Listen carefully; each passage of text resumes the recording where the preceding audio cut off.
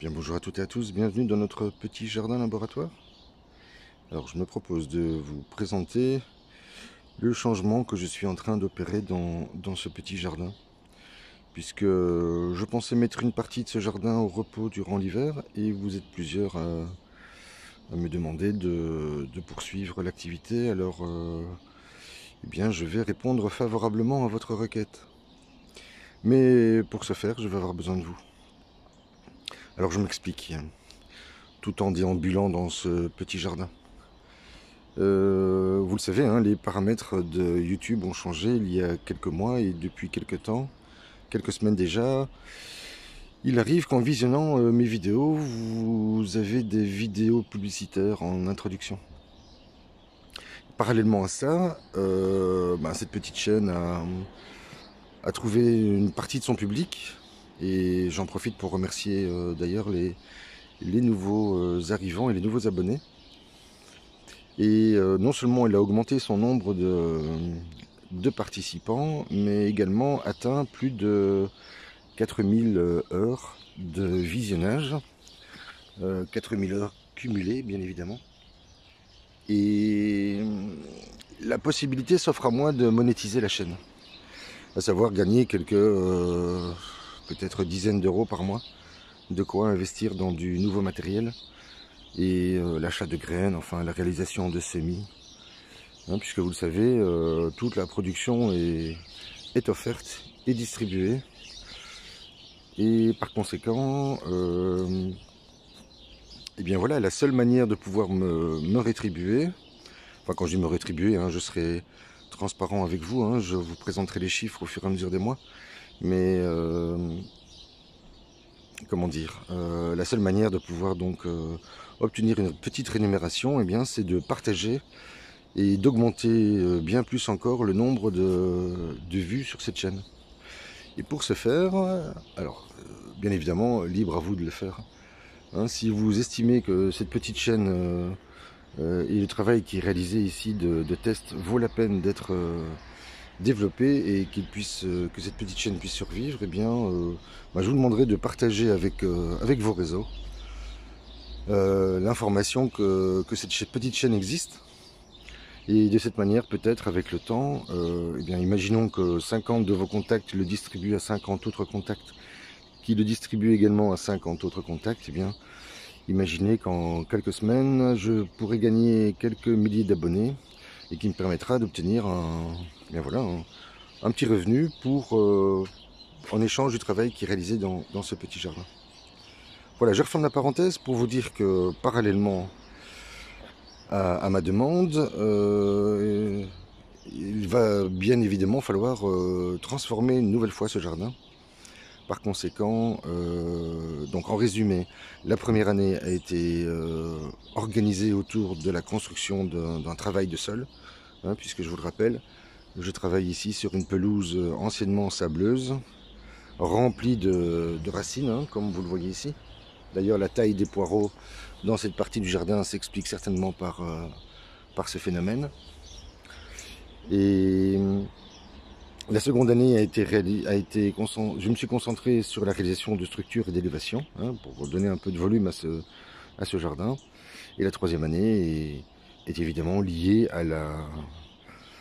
comment dire, à la concentration des cultures et à la possibilité d'augmenter le nombre de semis et de plants, à savoir donc une concentration en petite production. Alors c'est évidemment un casse-tête chinois, mais je vais vous montrer ce que j'ai commencé à réaliser ce week-end. Alors par exemple cette planche-ci, je me suis rendu compte qu'il était possible d'augmenter la concentration des plants. Et ici nous avons de la mâche qui a été placée dans un compost maison. Il n'est pas totalement abouti, mais il permet déjà de placer quelques plantules. De mémoire, 126. Donc 126 sur une planche qui fait 3 mètres par 1,50 m, eh bien je pense qu'on peut obtenir des taux de rentabilité supérieurs à ceux que je testais précédemment. Hein, puisque rappelez-vous, Je teste encore plus d'une quarantaine de techniques différentes avec des substrats différents, des mulches, des quantités de matière organique très différentes, différents types de substrats qui permettent ou non d'obtenir une petite production. Alors, les choux verts, hein, vous voyez que ça se passe bien. J'ai une attaque de chenilles, hein, donc j'ai un œil attentif tous les jours pour essayer de les débusquer, puisque je n'utilise aucune chimie dans ce petit jardin. Vous voyez que les poireaux, à l'inverse des autres, ont beaucoup souffert. On a eu un grand coup de vent dans cette planche. Par conséquent, je vais devoir m'en occuper cette semaine. Alors, cette structure-ci a été retirée, vous vous souvenez. Je laisse les derniers petits piments et poivrons se développer. Bien que les températures soient très fraîches, hein, ce matin nous avions 6,7. Et dans votre droite, la planche a été rehaussée. Donc la planche de droite était la même que celle de gauche. Donc j'ai retiré le mulch qui est du bois maintenant en partie mycélisé. D'où son intérêt. Et je l'ai rehaussé avec une couche d'à peu près 8 cm de compost non mature toujours. Et j'avais découvert dans une poubelle des céleris blancs et des céleris verts qui sont contre le mur. Et donc je me suis réalisé une longue ligne de plants. Voilà, ils se sont redressés, donc ils sont sauvés. Ils ne sont pas très jolis, ils sont un peu abîmés. C'est la raison sans doute pour laquelle ils étaient dans cette poubelle. Et j'y ai associé un peu de mâche. Et bien voilà, c'est le côté le plus froid du jardin. Nous verrons ce que ça donnera au cours de cet hiver. Je vais très certainement devoir d'ailleurs placer une protection sur cette structure. Cette structure sera doublée par l'autre, sans doute cette semaine si j'ai un peu de temps. Les petits points blancs que vous voyez, hein, ce ne sont pas des sels minéraux, ce sont des coquilles d'œufs brisées pour apporter un peu de calcium à ce compost. Autre idée de concentration de plants. Ici j'ai de la salade Clayton, je ne sais pas si vous connaissez, c'est une salade d'hiver. Voilà, c'est un test pour cette année, j'en ai placé 9 avec un écartement de 20. Mais je vais vous montrer ailleurs que j'en ai placé avec un écartement de 10. Pour vérifier les capacités de croissance de ce plant. Elle a réussi, nous avons de la mâche, espacée à 17. Je crois que c'est une bonne mesure pour la mâche. Autant les salades, il vaut mieux préférer 22 ou 23. Mais je pense que 17 ici c'est bien. Je les ai recouverts de ce grillage pour carrelage, en espérant que les oiseaux ne viennent pas déjeuner dans la planche. Elle devrait me servir en hiver à les couvrir entièrement avec un voile P30 sans doute ou P40 ou un géotextile, enfin ce que j'aurai sous la main à ce moment-là. Alors les planches ont un peu souffert sous les voiles anti-insectes. J'ai tout de même un joli chou, donc la technique fonctionne bien, et de belles salades Apia. J'ai encore une salade frisée. Les salades rouges semblent, feuilles de chêne sont moins attaquées que les vertes. Je vais devoir encore intervenir. Les épinards sont arrivés à maturité, hein, les géants de viroflée. Il y en a là-bas également. Et voilà ceux qui m'ennuient. Hein. Ce sont les petits escargots. Alors, la technique la plus simple, bon, elle est criminelle, mais la technique la plus simple, c'est celle-ci. Voilà. Le problème est résolu. En tout cas avec celui-ci. Alors je vous parle d'épinards, je vais quand même vous montrer l'épinard tunisien. Je suis en train de réaménager toute cette partie d'ailleurs. Hein. Ces belles salades. Alors je vais vous montrer quand même le travail des oryctes, parce que ça c'est fascinant. Donc, dans ce bac, il n'y avait que du broyat non mycélisé. Et regardez ce qu'ils m'en ont fait. Vous voyez cette belle terre noire qui va devenir maintenant mon compost, hein, pardon, pas mon compost, mon terreau à semis pour cet hiver. Donc je suis en train de réaménager cet espace et je vais très certainement me réaliser 2 nouveaux bacs avec ce fameux broyat en partie décomposé.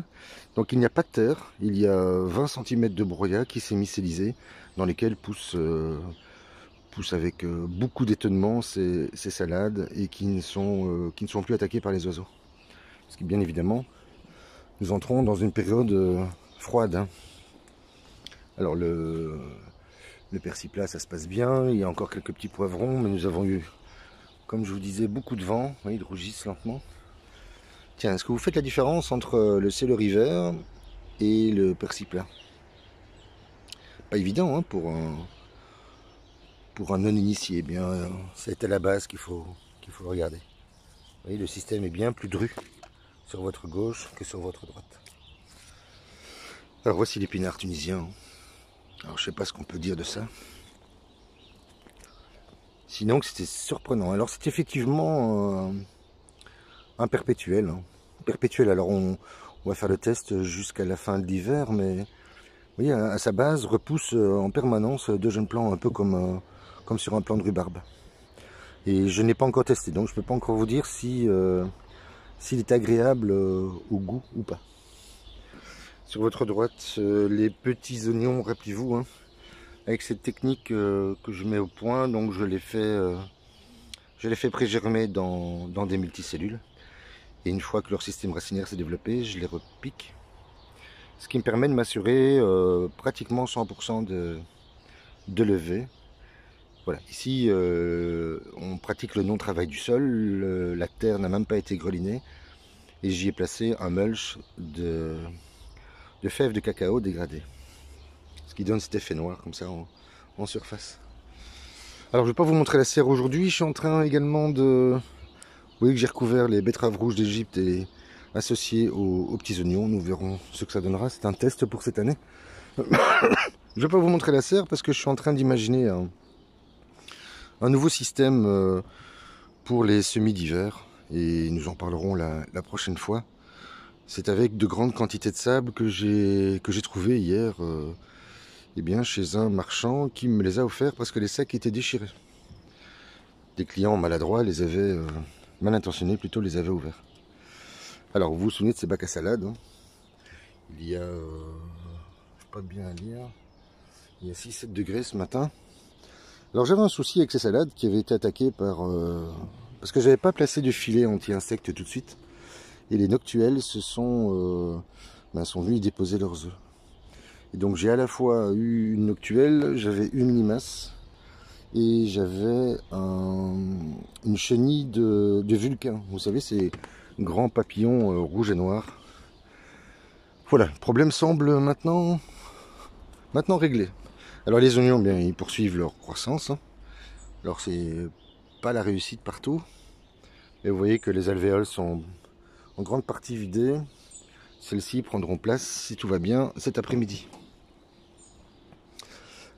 Tiens, je vous invite, si vous vous lancez dans les semis, hein, à faire comme moi, à vous procurer gratuitement des bacs multicellules réutilisables. Ils sont très épais. L'avantage, c'est qu'ils ont une forme tronconique. Je ne sais pas si vous le devinez. Voilà. Et qu'à la fin de l'upercule, vous avez ce petit rebond. Je ne sais pas si vous le devinez. J'ai un peu de mal ce matin, je suis un peu fatigué. Il est un peu plus de 8 heures.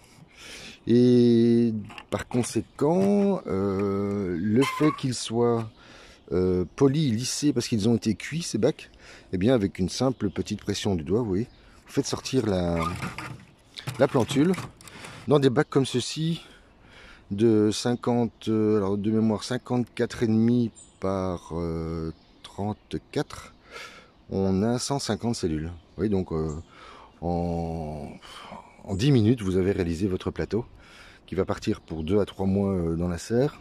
Après quoi, eh bien, il sera temps de démoter et de les placer dans le jardin. Alors cette partie-ci, je suis encore en train d'y travailler. Je pense retirer la structure qui protégeait les tomates et en construire une autre pour l'hiver. Dans ce bac, j'y ai placé des oignons Ishikura, qui sont des oignons japonais. D'ailleurs, je vous invite à vous intéresser à leur production d'oignons parce qu'au Japon, ils sont très forts. Que j'ai associé avec de la mâche. Ici, j'ai un jeu de 40 mâches. Là, ce sont les oignons, un mélange d'oignons Shakespeare et d'oignons Sunsui.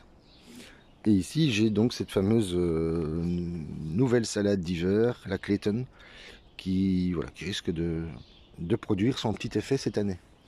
Ici, j'en ai fait une autre association, donc je n'ai pas démonté le couvert, le mulch, qui était en partie composé de paillettes de bois qui entourent la roquette, et de l'autre du bois de hêtre, un broyat grossier, dans lequel je suis venu placer de mémoire 20 Clayton, et je les ai simplement couvertes pour que les oiseaux n'y viennent pas, notamment les choucas, les gros oiseaux qui ne savent pas passer par le côté.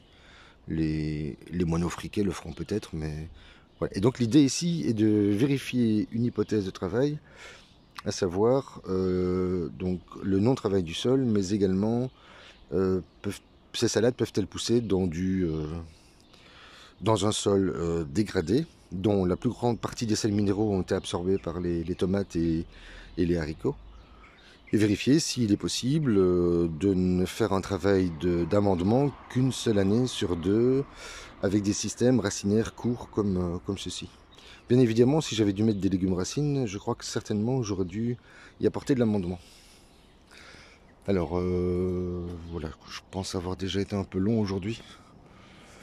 Je vous parlerai de mes nouvelles découvertes une prochaine fois. Voilà, je vous souhaite une excellente journée, je vous dis à très vite.